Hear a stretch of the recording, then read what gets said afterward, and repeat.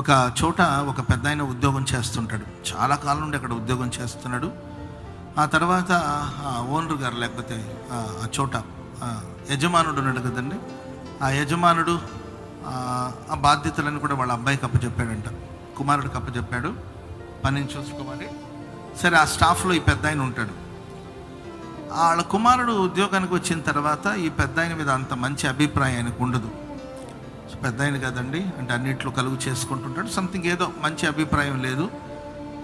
ఎట్లా అట్లా అతన్ని ఆ పనుల నుండి నిలిపివేయాలని అనుకుంటుండేవాడు. చాలాసార్లు వాళ్ళ నాన్న అడిగితే కాదు వాడు ఆయన ఎప్పటి నుండో మన దగ్గర నమ్మకంగా పనిచేసినవాడు, నువ్వు అలా చేయొద్దు అని చెప్పి వాళ్ళ నాన్న ఆ పెద్ద ఆయనకి సపోర్ట్ చేస్తుండేవాడు, ఆ వర్కర్కి సపోర్ట్ చేసేవాడంట.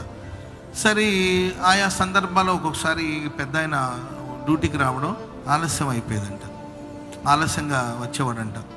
అప్పుడు ఎటు మనసులో చేదుంది కదండి, అవకాశం దొరికింది కాబట్టి ఈయన కోపడ్డాడంట. మీరు ఇలా వస్తే ఎట్లండి, అందరూ టైంకి వస్తున్నారు కదా, మీరు ఎంత సీనియర్ అయినా ఎప్పటి నుండో ఉద్యోగంలో ఉన్నా మా నాన్నగారికి ఎంతో దగ్గర అయిన వాళ్ళైనా రూల్సే కదా, ఎవరికైనా పద్ధతే కదా, మీరు సకాలానికి రావాలి అని వార్నింగ్ ఇచ్చేవాడు. కాదయ్యా, కొంచెం పనిపడి నేను రాలేకపోయాను, నేను జాగ్రత్తగా వస్తానయ్యా అని చెప్పాడంటే. ఇట్లా 4-5 సార్లు జరిగిందండి.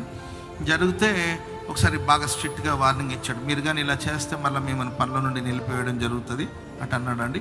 సరే, ఒక 4-5 డేస్ రెగ్యులర్గా వచ్చాడు, టైంకి రావడం ప్రారంభించాడు. ఓ రోజు మళ్ళా యథావిధిగా ఆయన సకాలం రాలేదు. పెద్ద ఆయన మనకి ఎంతో మేలు చేశాడు, మనం అట్లా ప్రతిదీ గీతకేసి చేయకూడదు, ఆయన పెద్ద ఆయన జోలికి నీ వెళ్ళొద్దని చెప్పన్నాడు. మరి మరలా ఆలస్యం అయ్యేసరికి వాళ్ళ నాన్నకు చెప్పి, లేదు నేను సీరియస్గా, ఎందుకంటే ఒకటి చేస్తే ఆయన బట్టి అందరూ కూడా అదే ఫాలో అవుతారు, నేను ఆయనకు వార్నింగ్ ఇవ్వాల్సిందని చెప్పి వచ్చి రాకపోయినా కోప్పడి, ఎందుకంటే మీరు ఇంత లేటుగా వచ్చారు, చెప్పినా మీకు అర్థం కాదా, పెద్ద ఆయనవి బుద్ధి లేదా, అట్టిటాన్ని కొంచెం గట్టి గద్దించి వెళ్ళిపోండి, ఇంటికి వెళ్ళిపోండి మీరు అంటే. నాన్న కొంచెం చిన్న దారిలో ఒక చిన్న సమస్య వచ్చిందయ్యే, దానికి ఆలస్యమైంది, నేను మార్నింగ్ కరెక్ట్ టైంకి బయలుదేరారంటే మాట్లాడొద్దు, మీరు మాట్లాడే అర్హత లేదు, వెళ్ళిపోండి అని చెప్పేసి గట్టిగా గదిమి వెళ్ళిపోండి, ఒక 10 రోజులు రావద్దు, మీరు మర్యాదకి ఇంటికి వెళ్ళండి అని చెప్పేసి, ఒక 10 రోజుల తర్వాత మళ్ళీ ఒకసారి వెళ్ళండి అని చెప్పేసి కఠినంగా ఈ 10 రోజుల జీతాలు కూడా కట్ చేయడం జరుగుతుంది, మీకు ఇది పనిష్మెంట్ అని చెప్పేస్తే సరే, ఆయన ఇంకా ఎందుకు వాదన ఎందుకు, అయ్యగారు చిన్నయ్య గారు కోపంగా ఉన్నాడని చెప్పి పాప పెద్ద ఆయన బయలుదేరి వెళ్ళాడట. బయటకు వెళ్ళంగానే ఆయనకు గుర్తుకొచ్చింది, ఆ రోజు ఆయన ఆలస్యం అవడానికి కారణం ఏంటంటే, ఈ పెద్ద ఆయన ఎవరికి ఏ కష్టమైన వెంటనే అక్కడ వాలిపోయి వాళ్ళకి హెల్ప్ చేయడం, సహాయం చేయడం అనేది ఇతని తత్వం. ఎవరైనా ఇబ్బంది పడుతుంటే చూస్తూ ఊరుకోలేడు, వెంటనే వెళ్ళి వాళ్ళకి సహాయం చేయాలి అని అనుకుంటూ ఉంటాడు. సరే, బయటకు రావగానే ఆయన గుర్తుకొచ్చింది. సరే, మార్నింగ్ ఎందుకు ఆలస్యం ఏంటంటే, వస్తున్నప్పుడు దారిలో ఒక యాక్సిడెంట్ జరిగింది, ఒక ప్రమాదం జరిగింది. ఆ ప్రమాదంలో ఒక చిన్న పాపకి దెబ్బ తగిలింది. అప్పుడు వెంటనే ఆ పాపను తీసుకుని వెళ్ళి ఆయన హాస్పిటల్కి జాయిన్ చేసి రావడానికి 45 minutes లేట్ అయిపోయింది. సో అది చెప్దామని ట్రై చేస్తున్నా ఆయన వినిపించుకోలేదు.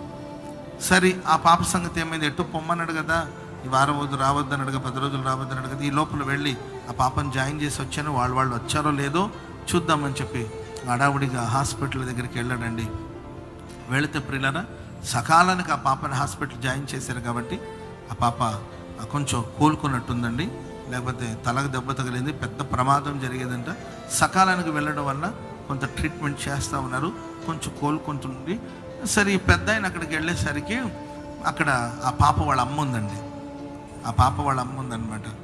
అప్పుడు ఆ డాక్టర్ గారు చెప్పారు, అమ్మా ఈ పెద్ద ఆయనే ఈ పాపని హాస్పిటల్కి తీసుకొచ్చారు, టైంకి కానీ తీసుకురాకపోయింటే మీ పాప మీకు దక్కేది కాదు, ఈ మహానుభావుడే పాపం కష్టపడి మోసుకుంటూ అంబులెన్స్ కూడా టైంకి రాకపోతే 108 రాకపోతే పాప తన వెహికల్ మీద ఎక్కించుకొని మొత్తం మీద తీసుకొచ్చాడు, ఆయన తీసుకురావడం వల్లే పాప బతికింది అని చెప్తున్నారండి. అప్పుడు ఆమె ఆశ్చర్యపోయి ఏంటండి కృతజ్ఞత భావంతో ఆయన వైపు చూసి దండం పెట్టిందండి. దండం పెట్టి ఆ తర్వాత ఆయన గుర్తుపెట్టాడు, అమ్మ మీరు పలానా వాళ్ళు కదా అన్నాడు.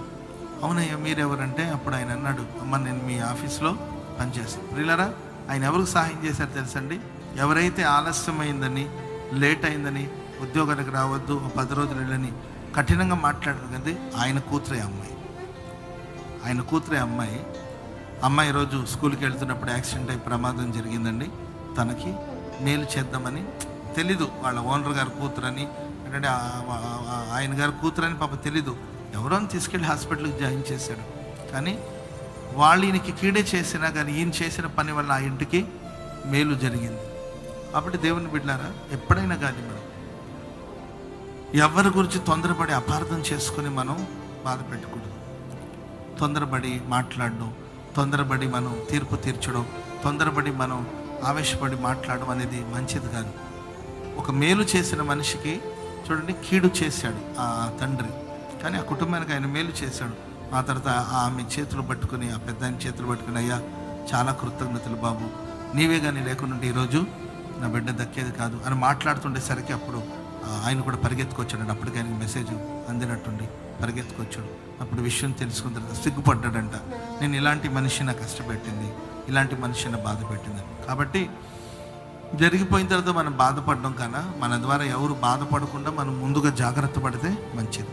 అయిపోయిన తర్వాత సారీదేమని చెప్పండి, ఒక ప్లేట్ పూరిలాగా ఉంటుంది అంతేగాని ఏంటంటే సారీదేమని చెప్పండి, మనం చేసేదంతా చేసి సారీ అని ఒక మాట అంటే అంతటితో పోదు. కాబట్టి సారీ చెప్పుకునేంత సమస్య తెచ్చుకోకూడదు. ఎప్పుడైనా ఆగి ఆలోచించి నిదానించి మాట్లాడితే బాగుంటుంది. మాట విషయంలో మనం జాగ్రత్తగా ఉండి ముందుకు సాగితే మంచిది. అదేవిధంగా ప్రియులరా, ఎవరైనా కష్టంలో ఉన్నారంటే ఆదుకునే మనసు మనకు ఉండాలి. మనిషి కష్టాల్లో ఉన్నాడంటే ఎవరైనా కానీ సహాయం చేసే ఆ తత్వాన్ని మనం నేర్చుకుని ముందుకు సాగిపోదాం. ప్రభు మనల్ని ఆశీర్వదించి దీవించుగాక. చేతుల